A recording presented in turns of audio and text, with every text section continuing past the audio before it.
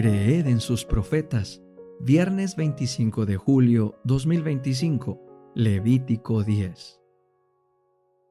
Castigo de Nadab y Abiú. Nadab y Abiú, hijos de Aarón, tomaron cada uno su incensario, pusieron en ellos fuego, pusieron sobre él el incienso y ofrecieron delante del Señor fuego extraño que él no les había mandado. Entonces salió fuego de la presencia del Señor y los consumió, y murieron delante del Señor. Entonces Moisés dijo a Aarón: Esto es lo que habló el Señor diciendo: Me he de mostrar como santo en los que se acercan a mí, y he de ser glorificado en presencia de todo el pueblo. Y Aarón calló. Luego Moisés llamó a Misael y a Elzafán, hijos de Uziel, tío de Aarón, y les dijo: Acérquense y llévense a sus hermanos de delante del santuario fuera del campamento. Ellos se acercaron y los llevaron con sus vestiduras fuera del campamento, como dijo Moisés. Entonces Moisés dijo a Aarón y a sus hijos Eleazar e Itamar: No dejen suelto el cabello de sus cabezas, ni rasguen sus vestiduras para que no mueran, ni haya ira sobre toda la asamblea. Pero sus hermanos, toda la casa de Israel, llorarán a los quemados, a quienes el Señor quemó.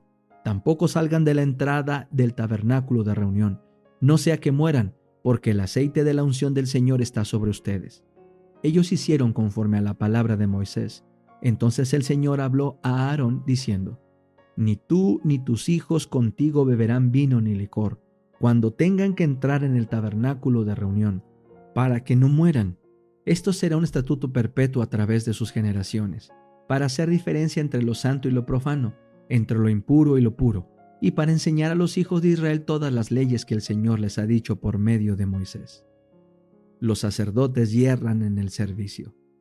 Moisés dijo a Aarón y a sus hijos Eleazar e Itamar que habían quedado: Tomen la ofrenda vegetal que queda de las ofrendas quemadas al Señor, y cómanla sin levadura junto al altar, porque es cosa muy sagrada. Han de comerla en un lugar santo, pues esto les corresponde para siempre a ti y a tus hijos, de las ofrendas quemadas al Señor, porque así me ha sido mandado. Comerán también en un lugar limpio, tú y tus hijos y tus hijas contigo, el pecho de la ofrenda mecida y el muslo derecho de la ofrenda alzada, porque estos les corresponden a ti y a tus hijos, de los sacrificios de paz de los hijos de Israel. Con las ofrendas de los sebos que se han de quemar, traerán el muslo que será alzado y el pecho que será mecido, como ofrenda mecida delante del Señor. Estos les corresponderán para siempre a ti y a tus hijos contigo, como el Señor ha mandado. Después Moisés pidió con insistencia el macho cabrío para el sacrificio por el pecado, y he aquí que ya había sido quemado.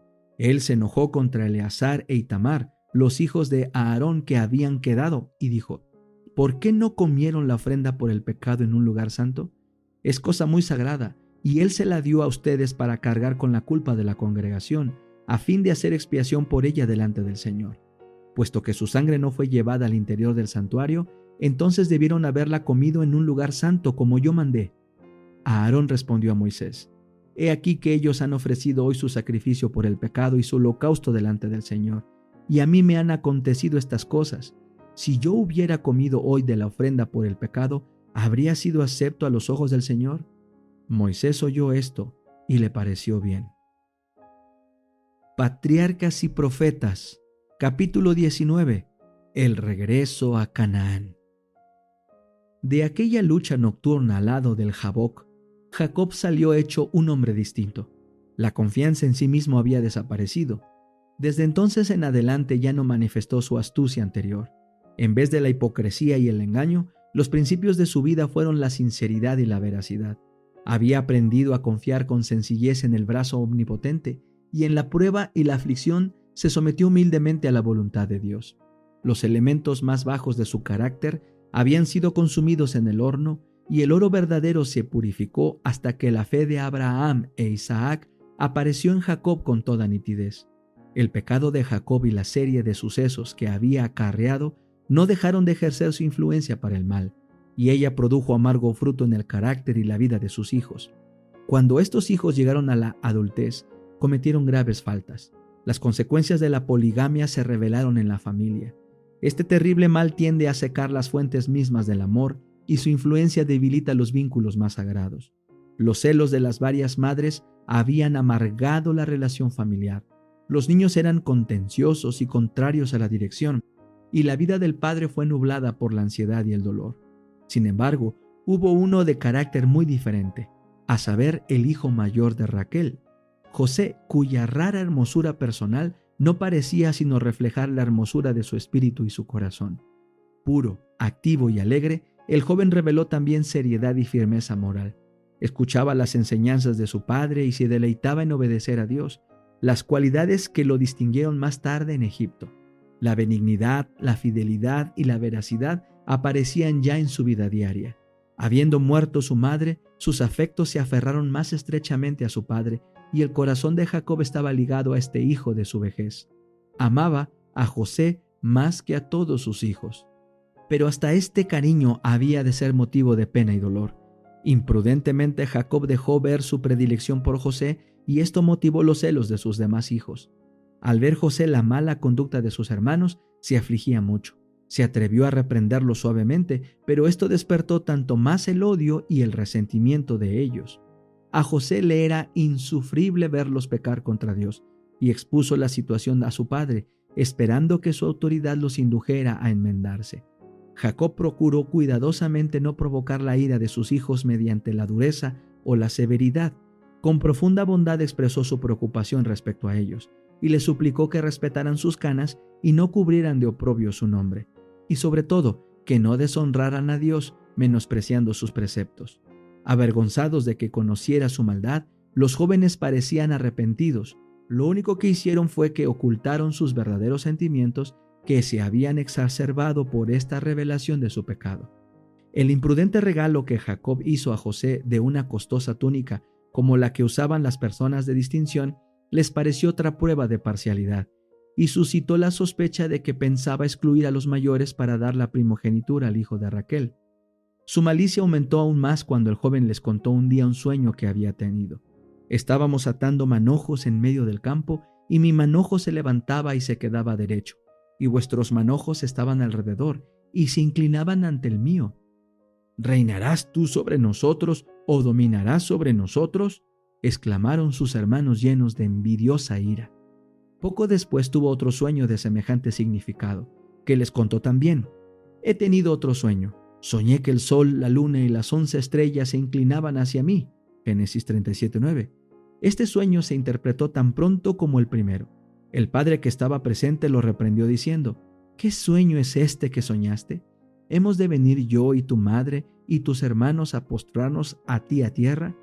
No obstante la aparente severidad de estas palabras, Jacob creyó que el Señor estaba revelando el porvenir a José.